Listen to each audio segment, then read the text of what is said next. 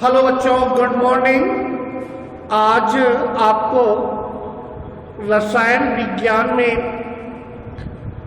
ठोस अवस्था में क्रिस्टल निकाय के घनत्व पर न्यूमेरिकल आपको लगाना है।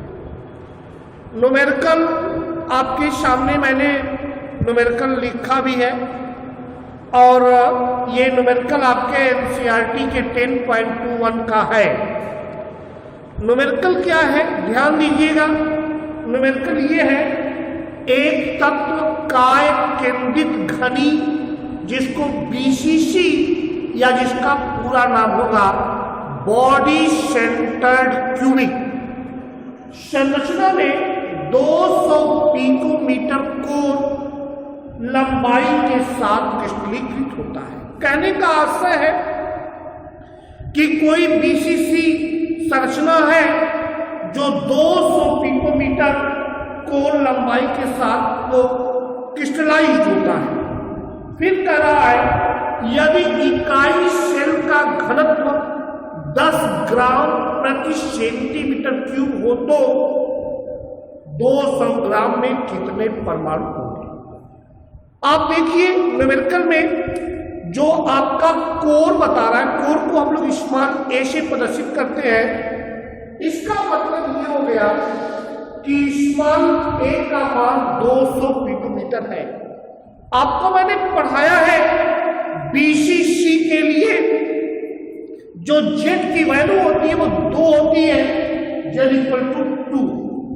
इसी क्रम में जो घनत्व है, घनत्व का जो फार्मूला होता है, घनत्व बराबर Z into M upon A cube into N ए।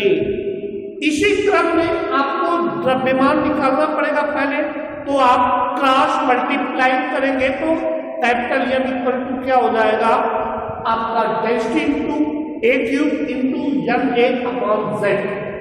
आपके सामने डेंसिटी की वैल्यू 10 दी हुई है और ए का मान 2 हुए। चूंकि हमारा जो घनत्व न्यूमेरिकल में दिया है वो ग्राम प्रति सेंटीमीटर क्यूब, इसलिए हमने जो कोर लंबाई इज, जिसको अंग्रेजी में इज कहते हैं, इज का मान 200 पिकोमीटर है, उसको हमने सेंटीमीटर में कन्वर्ट कर लिया तो 2 में 10 के पावर 8 सेंटीमीटर। अब इसके बाद इस वैल्यू को रख दिया।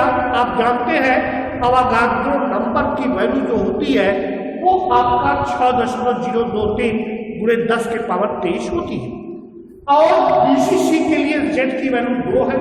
आपने वैल्यू को रख दिया, इसको सॉल्व कर लीजिए। आपने सॉल्व करना शुरू किया, ये 10 और 2 का क्यूब क्या हो जाएगा 8 और ये 10 पावर माइनस 24, 10 पावर माइनस 24 और 10 पावर 23। इसको सॉल्व करेंगे 10 पावर माइनस 1, यानी आपको क्या मिला, आपको मिल गया 10 into 8 into 6.023 into 10 power minus 1 upon 2।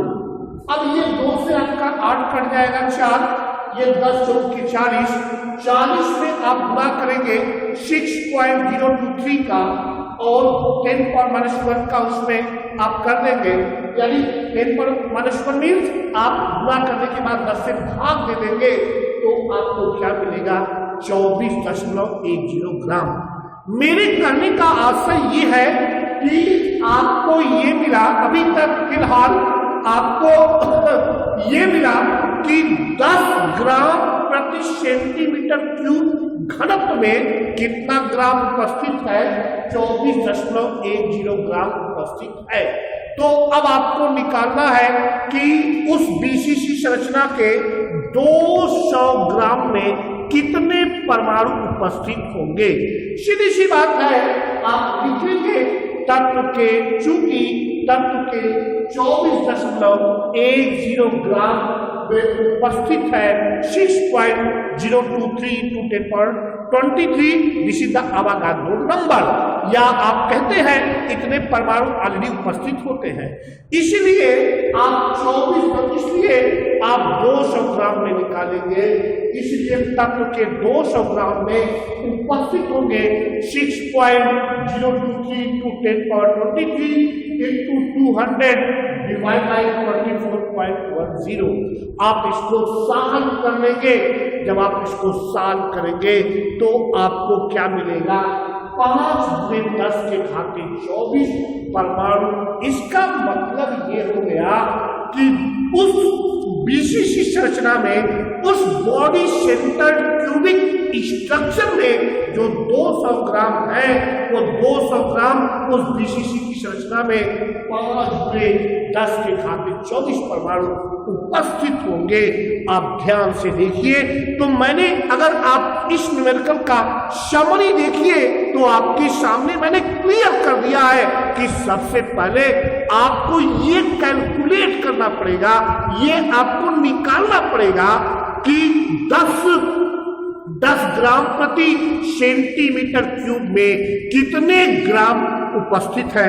फिर आपको ये निकालना पड़ेगा कि उसमें 200 ग्राम में कितने परमाणु, या जो पूछा जा रहा है उसमें कितने परमाणु उपस्थित हैं। तो आपको क्या मिला कि 200 ग्राम के बीसीसी संरचना में 5×10⁻²⁴ परमाणु उपस्थित है। इसी क्रम में आपको एक न्यूमेरिकल और दिया गया है।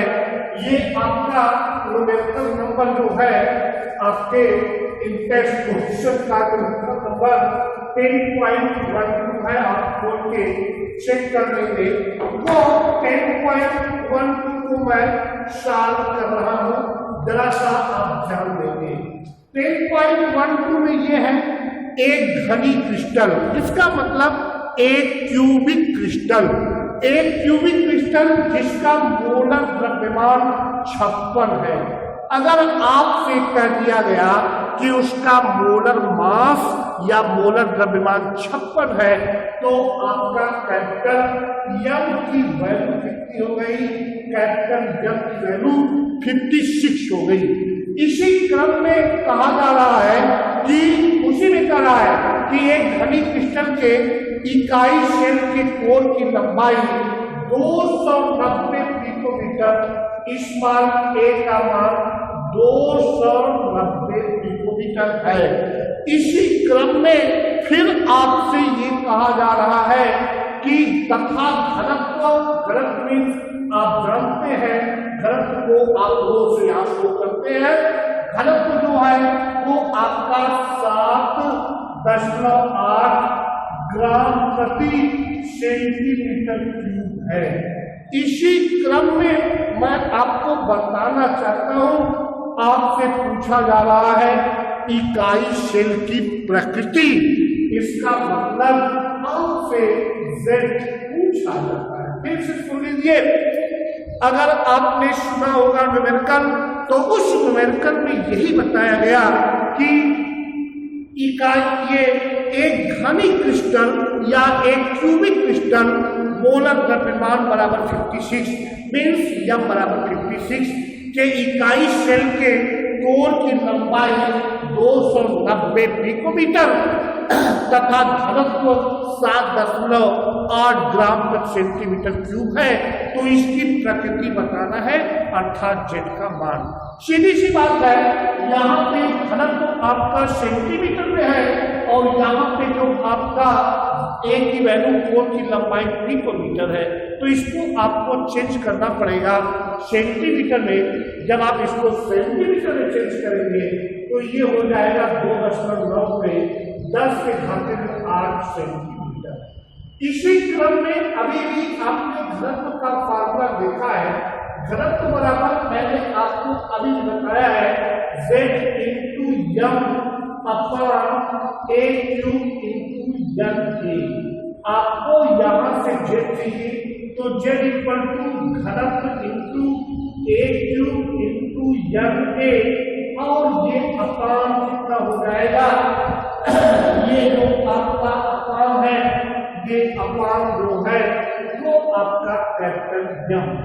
आप ध्यान से देखें तो आपको मैंने घनत्व के फार्मूले से उसकी प्रकृति या उस सिस्टम की प्रकृति या उस क्रिस्टल की प्रकृति जो Z बराबर 90 घनत्व into small a cube into n upon m, इसी क्रम में आपको मैं वैल्यू रख दूं, घनत्व तो आपका 7.8 दिया हुआ है और ए क्यूब का मतलब होता है आपका 2.9 में 10 के घात 8 और इसी क्रम में जो आपका अवगाद्रो नंबर होगा बच्चों आप जानते हैं 6.023 इंटू 10 पावर आपको मैंने अभी बताया है अवगाद्रो नंबर 6.023 और ये अपान यम का मतलब मोलर मास 56 है।